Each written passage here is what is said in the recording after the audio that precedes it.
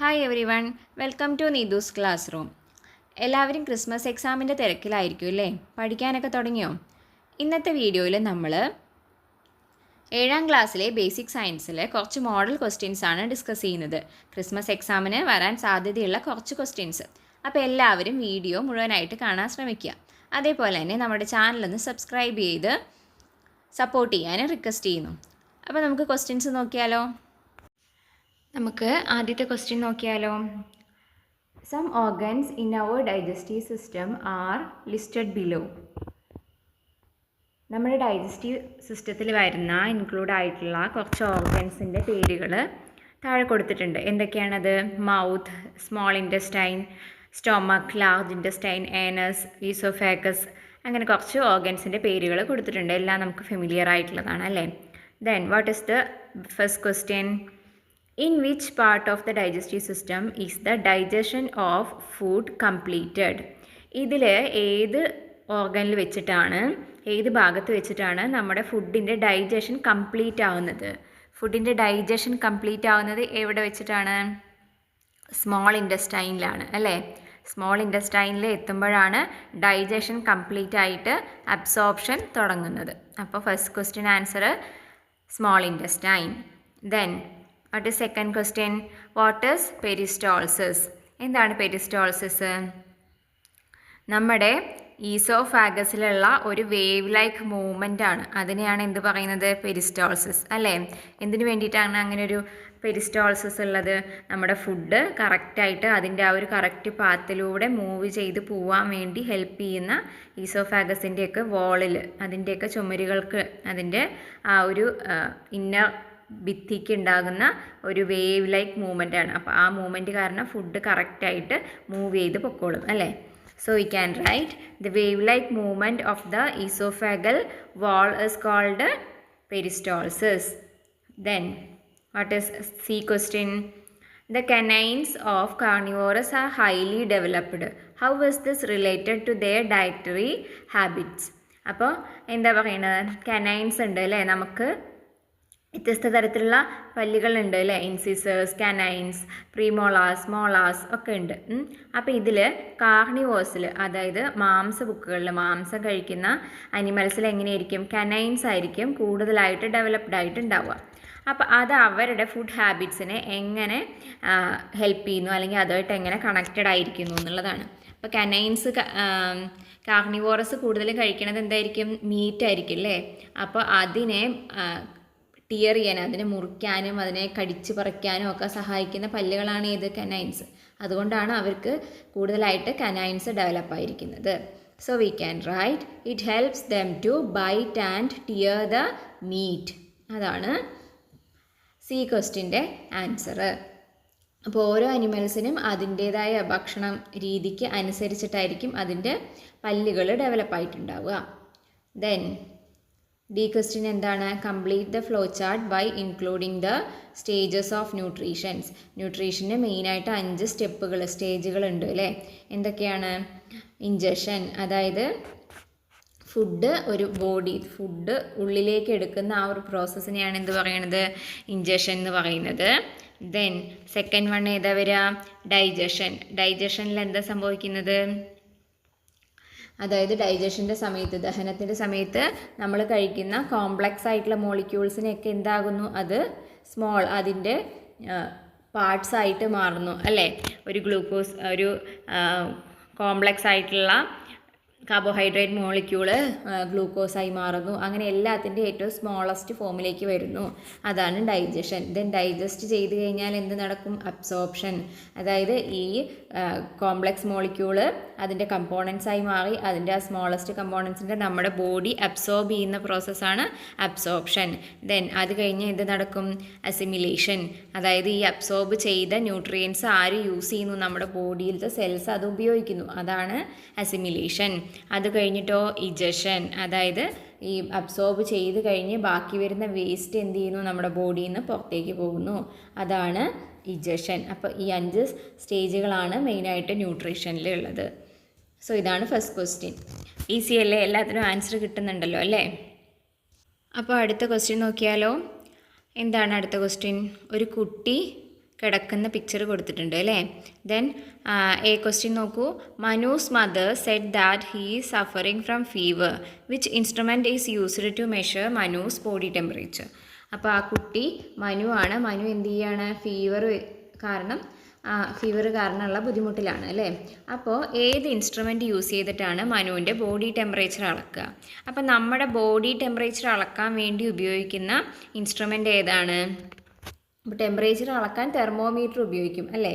അതിൽ തന്നെ നമ്മുടെ ബോഡി ടെമ്പറേച്ചർ അളക്കാൻ ഉപയോഗിക്കുന്ന ടൈപ്പ് ഓഫ് തെർമോമീറ്ററിനെ പറയുന്ന പേരാണ് ക്ലിനിക്കൽ തെർമോമീറ്റർ. സോ ഈ ക്വസ്റ്റ്യൻ്റെ answer is clinical thermometer. Then B question നോക്കൂ. What are the units of temperature? ടെമ്പറേച്ചറിൻ്റെ യൂണിറ്റ്സ് ഏതൊക്കെയാണ്? ഇപ്പോൾ 2 യൂണിറ്റ്സാണ് നമ്മൾ ടെമ്പറേച്ചറിന് പറയാറുള്ളത്. ഏതൊക്കെയാണ്? ഡിഗ്രി സെൽഷ്യസും ഡിഗ്രി ഫാരൻഹീറ്റും. അപ്പോൾ അത് രണ്ടും എഴുതണം കേട്ടോ. ബിക്കോസ് അതിൽ ചോദിച്ചിട്ടുണ്ട് what are the units of temperature. യൂണിറ്റുകൾ എന്താണെന്ന് എടുത്ത് ചോദിച്ചിട്ടുണ്ട്. അപ്പോൾ രണ്ടും എഴുതണം. ഏതെങ്കിലും ഒന്ന് എഴുതിയാൽ പോരാ.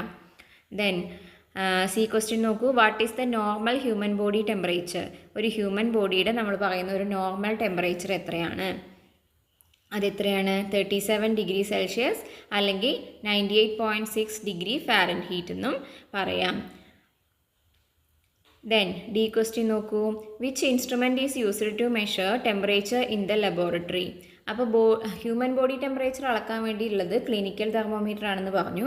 അപ്പോൾ ഒരു ലബോറട്ടറിയിൽ എന്തെങ്കിലും എക്സ്പെരിമെൻറ്റോ ഒക്കെ ചെയ്യുമ്പം ലബോറട്ടറിയിൽ ടെമ്പറേച്ചർ അളക്കാൻ വേണ്ടി ലാബ് പർപ്പസിന് അളക്കാൻ വേണ്ടി ഉപയോഗിക്കുന്ന തെർമോമീറ്ററിൻ്റെ പേര് ലബോറട്ടറി തെർമോമീറ്റർ എന്ന് തന്നെയാണ്. അപ്പോൾ ഡി ക്വസ്റ്റിൻ്റെ ആൻസർ ലബോറട്ടറി തെർമോമീറ്റർ. സോ ഈ ക്വസ്റ്റ്യൻ ക്ലിയർ അല്ലേ? അടുത്ത ക്വസ്റ്റ്യൻ നോക്കൂ. Observe the model of the ലങ്സിൻ്റെ മോഡൽ ഉണ്ടാക്കാനല്ലേ. ഇത് നമ്മുടെ ടെക്സ്റ്റിൽ തന്നെ വിശദീകരിച്ച് പറഞ്ഞിട്ടുണ്ട്. എങ്ങനെയാണ് ഉണ്ടാക്കേണ്ടത്, എങ്ങനെയാണ് അത് വർക്ക് ചെയ്യിക്കേണ്ടത് എന്നൊക്കെ പറഞ്ഞിട്ടുണ്ട്. നിങ്ങളിൽ പലരും അത് ഉണ്ടാക്കി നോക്കിയിട്ടുണ്ടാവും അല്ലേ. അപ്പോൾ അതിനെ ബേസ് ചെയ്തിട്ടാണ് ക്വസ്റ്റ്യൻ ചോദിച്ചിരിക്കുന്നത് കേട്ടോ. You may also have prepared a model of the lungs. നിങ്ങളും ഇതുപോലെ ഉണ്ടാക്കി നോക്കിയിട്ടുണ്ടാവും. എന്താണ് ഈ question? In this model which part of the respiratory system is indicated by the balloons attached to the Y tube. അതിൽ ആ ഉള്ളിലുള്ള 2 ചെറിയ ബലൂൺ ഉണ്ടല്ലോ, അതായത് ആ വൈ ഷേപ്പ്ഡ് ട്യൂബിൽ കണക്ട് ചെയ്തിട്ടുള്ള ആ 2 ചെറിയ ബലൂൺ, അതെന്തിനെയാണ് ഇൻഡിക്കേറ്റ് ചെയ്യുന്നത് എന്ന്. അതെന്തിനെ ഇൻഡിക്കേറ്റ് ചെയ്തിട്ടാണ്? നമ്മുടെ 2 ലങ്സിനെ, ലെഫ്റ്റ് ആൻഡ് റൈറ്റ് ലങ്സിനെ ആണ് അത് ഇൻഡിക്കേറ്റ് ചെയ്യുന്നത് അല്ലേ. അപ്പോൾ ലങ്സ് നമുക്ക് ആൻസർ എഴുതാം. Then inhaled air contains 21% oxygen versus exhaled air contains 15% oxygen. What is the reason of this difference? എന്താ ക്വസ്റ്റ്യൻ? നമ്മൾ ഉള്ളിലേക്ക് എടുക്കുന്ന വായുവിൽ എത്ര ശതമാനം ഓക്സിജൻ ഉണ്ട്? 21% ഓക്സിജൻ ഉണ്ട്. എന്നാൽ നമ്മൾ പുറത്തേക്ക് വിടുന്ന എക്സ്ഹെയിൽ ചെയ്യുന്ന എയറിലാണെങ്കിൽ 15% ഓക്സിജനേ ഉള്ളൂ. അപ്പോൾ ആ ഒരു ഡിഫറൻസ് ഉണ്ടല്ലോ, ആ ബാക്കിയുള്ള ഓക്സിജൻ എവിടെ പോയി എന്നാണ് ചോദിക്കുന്നത്. അപ്പം നമ്മൾ എയർ ഉള്ളിലേക്ക് എടുക്കുമ്പം ഓക്സിജൻ എന്ത് സംഭവിക്കും? ഈ ഓക്സിജൻ നമ്മുടെ ബ്ലഡിലേക്ക് അബ്സോർബ് ചെയ്യപ്പെടും അല്ലേ. എന്നിട്ട് ആ ഓക്സിജൻ എന്തുപയോഗിക്കും? നമ്മുടെ ബോഡി ആ ഓക്സിജൻ ഉപയോഗിക്കും. ദെൻ തിരിച്ചു പോകുന്ന എയറിൽ എന്തായിരിക്കും കൂടുതൽ? കാർബൺ ഡൈ ഓക്സൈഡ് കൂടുതലും കുറവ് ഓക്സിജനും ഉണ്ടാവുള്ളൂ. അപ്പോൾ നമ്മുടെ ബോഡി ഉപയോഗിച്ചിട്ട് വേസ്റ്റായി വരുന്ന കാർബൺ ഡൈ ഓക്സൈഡിനെയാണ് എക്സ്ഹെയിൽ ചെയ്യുമ്പോൾ കൂടുതലായിട്ട് പുറത്തേക്ക് വിടുക. അപ്പോൾ ഇതിൻ്റെ നമുക്ക് ക്വസ്റ്റ്യൻ ഉത്തരം എങ്ങനെ എഴുതാം? The remaining parts of oxygen is utilised by the body for its activities. അങ്ങനെ നമുക്ക് എഴുതാൻ വേണ്ടിയിട്ട് പറ്റും അല്ലേ. ദെൻ സി ക്വസ്റ്റ്യൻ നോക്കൂ. Arrange the given statements in the table appropriately. അപ്പോൾ കുറച്ച് സ്റ്റേറ്റ്മെൻറ്റ്സ് ഇതിൻ്റെ താഴെ കൊടുത്തിട്ടുണ്ട്, അത് ഞാൻ കാണിക്കാം. അപ്പോൾ അതിനെ ഇങ്ങനെ 2 ടേബിളായിട്ട് ഇൻഹേലേഷൻ ആൻഡ് എക്സ്ഹേലേഷൻ. ഇൻഹേലേഷനുമായി ബന്ധപ്പെട്ടത് നമ്മുടെ ഉള്ളിലേക്ക് എടുക്കുന്ന എയർ ഉള്ളിലേക്ക് എടുക്കുന്നതുമായി ബന്ധപ്പെട്ടുള്ളതൊക്കെ ഇൻഹേലേഷൻ എന്ന് പറയുന്ന കോളത്തിലും പുറത്തേക്ക് വിടുന്നതുമായി ബന്ധപ്പെട്ടുള്ള സ്റ്റെപ്സൊക്കെ എക്സ്ഹേലേഷൻ എന്ന് പറയുന്ന കോളത്തിലുമാണ് എഴുതേണ്ടത്. അപ്പോൾ അതിൻ്റെ സ്റ്റേറ്റ്മെൻറ്റ്സ് ഏതൊക്കെയാണെന്ന് നോക്കാം. ഈ കൊടുത്തിരിക്കുന്നതൊക്കെയാണ് ആ സ്റ്റേറ്റ്മെൻറ്റ്സ്. എന്തൊക്കെയാണ്? The volume of the thoracic cavity decreases. Thoracic ക്യാവിറ്റിയുടെ വോളിയം കുറയുന്നു. The pressure in the thoracic cavity increases. Pressure കൂടുന്നു. The pressure in the thoracic cavity decreases and the atmospheric air enters the lungs. Atmospheric air ലങ്സിലേക്ക് കയറുന്നു. The volume of the thoracic cavity increases. Thoracic ക്യാവിറ്റിയുടെ volume കൂടുന്നു. The air from the lungs moves out. Air ലെങ്സിൽ നിന്ന് പുറത്തേക്ക് പോകുന്നു. അപ്പോൾ ഇത് നമുക്ക് ഇൻഹേലേഷനും എക്സ്ഹലേഷനും ആയിട്ട് അതുമായി റിലേറ്റഡുമായിട്ട് വരുന്ന ഇവൻസിനെയൊക്കെ സെപ്പറേറ്റ് ചെയ്ത് കോളമായിട്ട് എഴുതണം. അപ്പോൾ നമുക്ക് എങ്ങനെ എഴുതാം? ഇതാ ഇതിൽ കൊടുത്തിരിക്കുന്ന പോലെ നമുക്ക് എഴുതിക്കൂടെ? അപ്പോൾ ഇൻഹേലേഷനിൽ വരുന്ന ഇവൻറ്റ്സ് എന്തൊക്കെയാണ്? The volume of the thoracic cavity increases. Thoracic ക്യാവിറ്റിയുടെ വോളിയം എന്ത് ചെയ്യും? കൂടും. അങ്ങനെ വോളിയം കൂടുമ്പോഴോ അവിടുത്തെ പ്രഷർ എന്തിനു സംഭവിക്കും? വോളിയം കൂടുമ്പോൾ പ്രഷർ കുറയും. The pressure in the thoracic cavity decreases. Pressure കുറയുന്നു. ദെൻ അതുമായിട്ട് ബന്ധപ്പെട്ട് അടുത്തത് എന്ത് സംഭവിക്കും? Atmospheric air enters the lungs. അപ്പോൾ ഇത് മൂന്നുമാണ് ഇൻഹലേഷനിൽ വരുന്നത്. തൊറാസിക് ക്യാവിറ്റിയുടെ വോളിയം കൂടുമ്പം എന്ത് സംഭവിക്കും? പ്രഷർ കുറയും. അപ്പോൾ അറ്റ്മോസ്ഫറിക് എയർ എന്ത് ചെയ്യും? ഉള്ളിലേക്ക് കയറും. അപ്പോഴാണ് എന്ത് നടക്കുന്നത്? ഇൻഹലേഷൻ നടക്കുന്നത്. ദെൻ എക്സ്ഹലേഷനിൽ എന്തൊക്കെ വരും? Volume of the thoracic cavity decreases. നമ്മൾ ശ്വാസം പുറത്തേക്ക് വിടുമ്പോൾ എന്തൊക്കെയാണ് സംഭവിക്കുന്നത്? ആദ്യം തൊറാസിക് ക്യാവിറ്റിയുടെ വോളിയം കുറയുന്നു. വോളിയം കുറയുമ്പോൾ പ്രഷർ കൂടുന്നു. The pressure in the thoracic cavity increases. Then pressure കൂടുമ്പം എന്ത് സംഭവിക്കുന്നു? എയർ പുറത്തേക്ക് വരുന്നു. The air from the lungs moves out. അപ്പോഴാണ് എന്ത് നടക്കുന്നത്? എക്സ്ഹലേഷൻ നടക്കുന്നത്. അപ്പോൾ ഇതിനെ നമുക്ക് ഈ രീതിയിൽ ക്ലാസിഫൈ ചെയ്യാം. അപ്പോൾ നമുക്ക് അടുത്ത ക്വസ്റ്റ്യനിലേക്ക് കിടക്കാം. എന്താ അടുത്ത ക്വസ്റ്റ്യൻ നോക്കി നോക്കൂ. Look at the picture of the periscope made by a student in the class. അപ്പോൾ നമ്മൾ ഈ ചാപ്റ്ററിൽ പഠിച്ചിട്ടുണ്ടായിരുന്നു അല്ലേ? ടെക്സ്റ്റിലുണ്ട് പെരിസ്കോപ്പും അതുപോലെ കാലിഡോസ്കോപ്പും എങ്ങനെ ഉണ്ടാക്കണേ എന്നുള്ളതും അതിൻ്റെ സ്റ്റെപ്സും ഒക്കെ ഡീറ്റെയിൽ ആയിട്ട് കൊടുത്തിട്ടുണ്ട്. അപ്പോൾ അത് ബേസ് ചെയ്തിട്ടുള്ള ഒരു ക്വസ്റ്റ്യൻ ആണ് കേട്ടോ. നോക്കി നോക്കൂ. ഒരു കുട്ടി ഉണ്ടാക്കിയ പെരിസ്കോപ്പിൻ്റെ പിക്ചറാണ് അതിൽ കൊടുത്തിരിക്കണതെന്ന് പറയണത്. Then first question, are there any defects in the construction of the Periscope? Explain. അതായത് ഈ കുട്ടി ഉണ്ടാക്കിയിരിക്കുന്ന ഇതിൽ എന്തെങ്കിലും മിസ്റ്റേക്ക് ഉണ്ടോ എന്നാണ് ചോദിച്ചിരിക്കുന്നത്. അപ്പോൾ നോക്കിക്കോളൂ, എന്താ മിസ്റ്റേക്ക്? എന്ത് മിസ്റ്റേക്ക് നമുക്ക് കണ്ടുപിടിക്കാം? അതിലെ മുകളിലത്തെ മിറർ ഉണ്ട് അല്ലേ? അപ്പോൾ ഒരു പെരിസ്കോപ്പിൽ 2 കോർണറിലും ഓരോ മിറർ വെച്ചിട്ടുണ്ടാവും. അപ്പോൾ ഇതിലെങ്ങനെ വർക്ക് ചെയ്യുന്നത്? അതായത് നമുക്ക് താഴെ നിന്ന് മുകളിലുള്ളൊരു വസ്തുവിനെ കാണാനോ ഒക്കെ വേണ്ടിയിട്ടാണ് പെരിസ്കോപ്പ് ഉപയോഗിക്കുക അല്ലേ? അപ്പോൾ ആ വസ്തുവിൽ നിന്നുള്ള ലൈറ്റ് ആ മുകളിലത്തെ മിററിൽ തട്ടും. എന്നിട്ട് അതിൻ്റെ റിഫ്ലക്ഷൻ എവിടെ വരും? അതിൽ നിന്നുള്ള ലൈറ്റ് താഴെയുള്ള മിററിൽ തട്ടും. അവിടെ നിന്നുള്ള ലൈറ്റ് നമ്മുടെ കണ്ണിലെത്തും. അപ്പോൾ നമുക്ക് മുകളിലുള്ള ഒബ്ജക്റ്റിനെ, അതായത് ഇപ്പോൾ ഇതിൽ താഴെ നിന്ന് നമ്മൾ നോക്കിക്കഴിഞ്ഞാൽ മരത്തിനെ നമുക്ക് കാണാൻ പറ്റും അല്ലേ? അങ്ങനെയാണ് പെരിസ്കോപ്പ് വർക്ക് ചെയ്യുക. അപ്പോൾ ഇതിൽ മുകളിൽ വെച്ചിരിക്കുന്ന മിറർ നോക്കി നോക്കൂ. ആ മിററിൽ ഒരു പ്രശ്നമുണ്ട് അല്ലേ? അതിൻ്റെ പോളിഷ് ചെയ്ത ഭാഗം തിരിച്ചാണ് വെച്ചിരിക്കുന്നത്. അതായത് ആ വര താഴോട്ടുള്ള ലൈന് കാണിക്കുന്നത് അത് പോളിഷ് ചെയ്യാത്ത ഭാഗമാണെന്നാണ്. ഒരു മിററിന് 2 സൈഡ് ഉണ്ടാവും. അതിൽ ഒരു സൈഡിലല്ലേ നമുക്ക് കാണാൻ പറ്റുള്ളൂ. അപ്പോൾ ആ കാണാൻ പറ്റുന്ന ഭാഗമാണ് എങ്ങോട്ട് വെക്കേണ്ടത്? ആ മരത്തിൻ്റെ അടുത്തേക്ക് വെക്കേണ്ടത്. അപ്പോൾ അതാണ് അവിടുത്തെ mistake. So it is wrong because the polished surface of the mirror should face the tree. ട്രീനെ ഫേസ് ചെയ്ത് വെക്കേണ്ടത് പോളിഷ് ചെയ്ത ഭാഗമാണ്.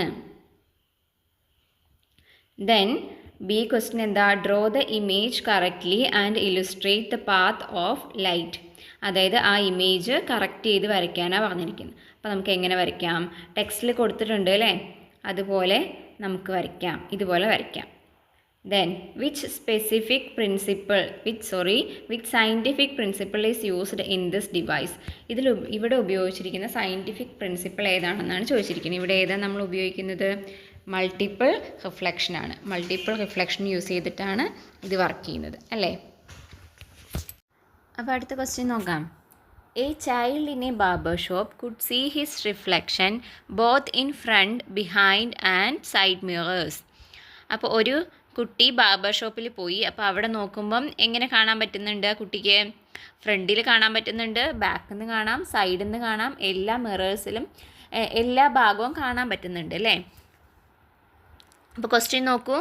Which phenomenon allows the child to see his reflection everywhere? അപ്പോൾ ഇതിൻ്റെ പിന്നിലുള്ള ഫിനോമിനൻ എന്താണ്? ഏത് പ്രതിഭാസം അല്ലെങ്കിൽ ഏത് മിററിൻ്റെ ഏത് പ്രത്യേകതയാണ് അവിടെ യൂസ് ചെയ്യണതെന്ന് ചോദിച്ചിരിക്കുന്നത്. ഏതാണ്? മൾട്ടിപ്പിൾ റിഫ്ലക്ഷൻ ആണ് അല്ലേ? ഇതിൻ്റെ ആൻസർ മൾട്ടിപ്പിൾ റിഫ്ലക്ഷൻ ആണ് വരുന്നത്. ദെൻ ബി ക്വസ്റ്റ്യൻ എന്താണ്? What is the relationship between the angle between 2 plane mirrors and the number of images? നമ്മൾ 2 പ്ലെയിൻ മിറർ വെച്ചിട്ടുള്ള എക്സ്പെരിമെൻ്റ് ഒക്കെ ടെക്സ്റ്റിൽ പറഞ്ഞിട്ടുണ്ടായിരുന്നു അല്ലേ. 2 പ്ലെയിൻ മിറർ വ്യത്യസ്ത ആംഗിളുകളിൽ വെച്ച് കഴിഞ്ഞാൽ നമുക്ക് കിട്ടുന്ന നമ്പർ ഓഫ് ഇമേജസിന് വ്യത്യാസം ഉണ്ടാകും. അപ്പോൾ അതും ആംഗിളും നമ്പർ ഓഫ് ഇമേജസും തമ്മിലുള്ള ബന്ധം എന്താണെന്ന് ചോദിച്ചിരിക്കുന്നത്. എങ്ങനെയാണ്? When the angle increases the number of images decreases. Angle വലുതാവുമ്പം നമ്പർ ഓഫ് ഇമേജസ് എന്താവും? കുറവാകും.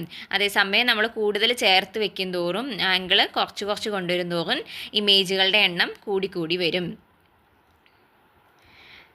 Then based on that, next question, complete the table. എന്താണ്?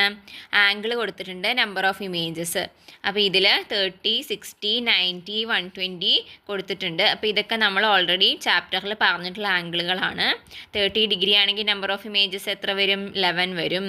60 ആണെങ്കിൽ 5, 90 ആണെങ്കിൽ 3, 120 ആണെങ്കിൽ 2. അപ്പോൾ അതിൽ തന്നെ നമുക്ക് കാണാൻ പറ്റും ആംഗിൾ കൂടുന്തോറും നമ്പർ ഓഫ് ഇമേജസ് എന്താ ചെയ്യണത്? കുറഞ്ഞു വരികയാണ് ചെയ്യണത് അല്ലേ. ഇനി ഇതിന് നമ്മൾ പഠിച്ചു വെച്ചില്ലെങ്കിലും ചെയ്യാനുള്ള ഒരു ഇക്വേഷനും ഉണ്ട് ടെക്സ്റ്റിൽ. എന്താ? 360/x - 1. എക്സ് ഏതായിട്ട് എടുത്താൽ മതി? ആംഗിൾ എക്സ് ആയിട്ട് കൊടുത്തിട്ട് ആ ഇക്വേഷനിൽ കൊടുത്താൽ നമുക്ക് ഇതിൻ്റെ നമ്പർ ഓഫ് ഇമേജസ് കണ്ടുപിടിക്കാൻ വേണ്ടിയിട്ട് പറ്റും. ഈ ചാപ്റ്ററിൻ്റെ വീഡിയോ നമ്മൾ ഓൾറെഡി ചാനലിൽ അപ്ലോഡ് ചെയ്തിട്ടുണ്ട് കേട്ടോ. അപ്പോൾ അതിൽ ഈ ഇക്വേഷൻ വെച്ചിട്ട് എങ്ങനെ ചെയ്യണമെന്നൊക്കെ എക്സ്പ്ലെയിൻ ചെയ്തിട്ടുണ്ട്. സംശയം ഉണ്ടെങ്കിൽ അതൊന്ന് കണ്ടു നോക്കിയാൽ മതി കേട്ടോ. അടുത്ത ക്വസ്റ്റ്യൻ നോക്കാം. Complete the table below related to the blood circulation system. അപ്പോൾ സർക്കുലേറ്ററി സിസ്റ്റവുമായിട്ട് റിലേറ്റഡ് ആയിട്ടുള്ളൊരു ടേബിൾ കൊടുത്തിട്ടുണ്ട്. അത് കംപ്ലീറ്റ് ചെയ്യാൻ വേണ്ടിയിട്ടാണ് പറയുന്നത്.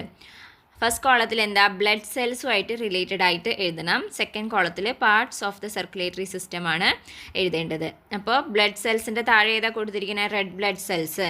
അപ്പോൾ അവിടെ റെഡ് ബ്ലഡ് സെൽസ് ആണെങ്കിൽ നമുക്ക് അതിൻ്റെ താഴെ ഫസ്റ്റ് 2 ഓപ്ഷൻ ഏതൊക്കെ കൊടുക്കാം? റെഡ് ബ്ലഡ് സെൽസ് കൂടാതെ വേറെ ഏതാണ് ബ്ലഡ് സെൽസ് ഉള്ളത്? വൈറ്റ് ബ്ലഡ് സെൽസ് ഉണ്ട്.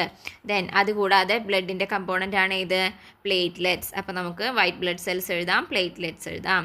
Then parts of the circulatory system. Circulatory സിസ്റ്റത്തിൻ്റെ മേജർ പാർട്ട് ഹാർട്ട്, അതവിടെ കൊടുത്തിട്ടുണ്ട് അല്ലേ. അതുകൂടാതെ എന്തൊക്കെയാണ് സർക്കുലേറ്ററി സിസ്റ്റത്തിൽ ഇൻവോൾവ് ആയിട്ടുള്ളത്? ബ്ലഡ് ഉണ്ട് അല്ലേ. ബ്ലഡ് ഒരു ഇമ്പോർട്ടൻറ്റ് പാർട്ടാണ്. ദെൻ അടുത്തത് നമുക്ക് എന്ത് എഴുതാം? ബ്ലഡിന് മൂവ് ചെയ്യണമെങ്കിൽ ബ്ലഡ് വെസൽസ് വേണം അല്ലേ. അപ്പോൾ ബ്ലഡ് വെസൽസ് എഴുതാം. അപ്പോൾ അതങ്ങനെ കംപ്ലീറ്റ് ചെയ്യാം. ദെൻ ബി ക്വസ്റ്റ്യൻ നോക്കൂ. Which component gives blood its red colour. ബ്ലഡിന് റെഡ് കളർ കൊടുക്കുന്ന കമ്പോണൻറ്റ് ഏതാണ്? ഹീമോഗ്ലോബിനാണ്. ഹീമോഗ്ലോബിൻ എന്ന് പറയുന്ന പിഗ്മെൻറ്റിൻ്റെ പ്രസൻസ് കൊണ്ടാണ് ബ്ലഡിന് റെഡ് കളർ ഉണ്ടാകുന്നത്. Then C question. What are the measures to be taken to maintain heart health? Write any to.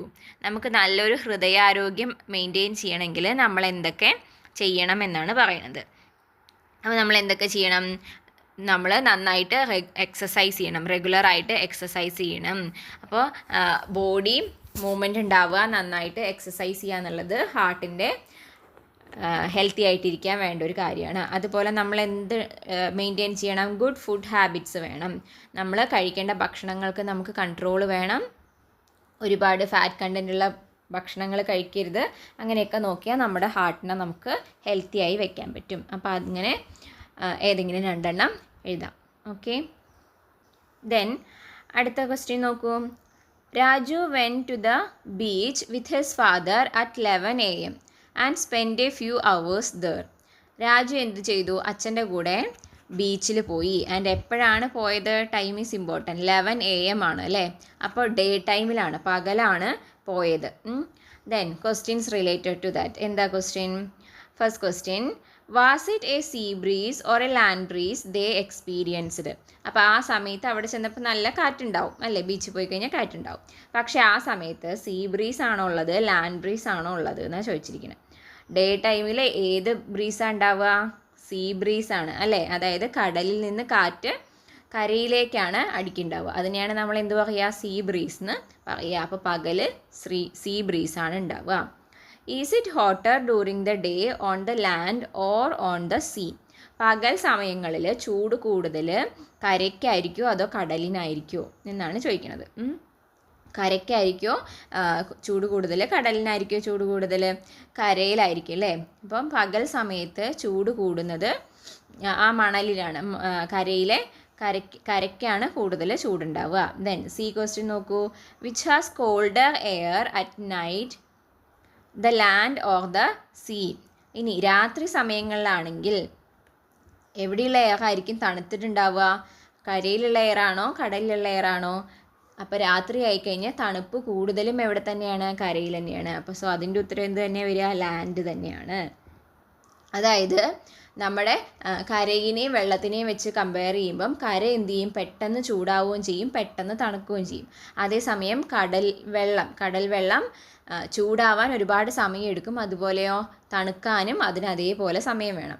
അപ്പോൾ രാവിലെ സൂര്യൻ ഉദിക്കുമ്പോൾ പെട്ടെന്ന് തന്നെ എവിടെ ചൂടാവും? കര പെട്ടെന്ന് തന്നെ ചൂടാവും. കടലാണെങ്കിലോ പതുക്കെ ചൂടായി വരുള്ളൂ.